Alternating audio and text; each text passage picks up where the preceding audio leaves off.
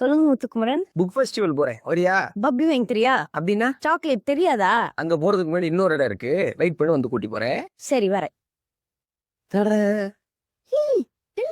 கூட்டு வந்தேன். எப்ப பார்த்தாலும் முட்டாயா திங்கிறீல, எத்தனை பல்லு முட்டையாயிடுச்சு பார்த்தாவா? இதெல்லாம் வேணாடா, பல்ல புடுங்குவாங்கடா, ஊசி போடுவாங்கடா. அது ஒரு அருமையான கிளைண்ட கூட்டு போய்க்க வாக்க. எனக்கு பயமா இருக்கு. எதுவும் பயப்படாதீங்க. அந்த ஏஐ மிஷின் கேளுங்க, அதுவே எல்லாம் சொல்லிடும்.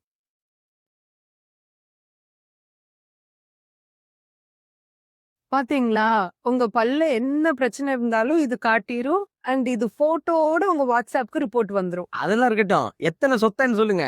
ஆக்சுவலா சொத்தையே இல்ல. நான் இதை நம்ப மாட்டேன். சரி, இவனை காட்ட சொல்லுங்க.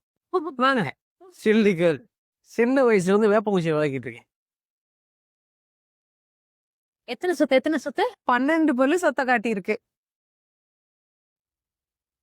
ஆமா 12 சத்தம் இருக்கு.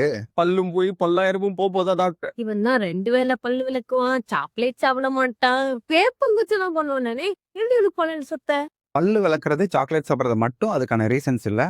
உங்களோட பல்லோட அமைப்பு, ஜீன், ஃபுட் ஹேபிட்ஸ் இது எல்லாமே தான் காரணம். வெளியே ஒரு செக்அப் பண்ணீங்கல்ல, அந்த ஏஐ மிஷின் வாடகை மட்டும் என்னன்னு சொன்னீங்கன்னா கொடுத்துட்டு அடுத்த வாட்டி வந்து பாத்துக்குவோம். வெளியே எடுத்த அந்த ஏஐ செக்அப்க்கு வந்து கம்ப்ளீட்லி ஃப்ரீ தான். உலக கன்சல்டிங்க்கும் ட்ரீட்மெண்ட்டுக்கும் தான் சார்ஜஸ் வரும். ஸோ பல்லு வலி வர்ற வரைக்கும் வெயிட் பண்ணாம விவி டென்டலுக்கு வந்து ரெகுலர் செக்அப் பண்ணுங்க. ஸ்டார்டிங் ஸ்டேஜ்ல ப்ராப்ளம் கண்டுபிடிச்சா ட்ரீட்மெண்ட் சிம்பிளா இருக்கும். உங்க பல்லும் டேமேஜ் ஆகாம சேவ் பண்ணலாம்.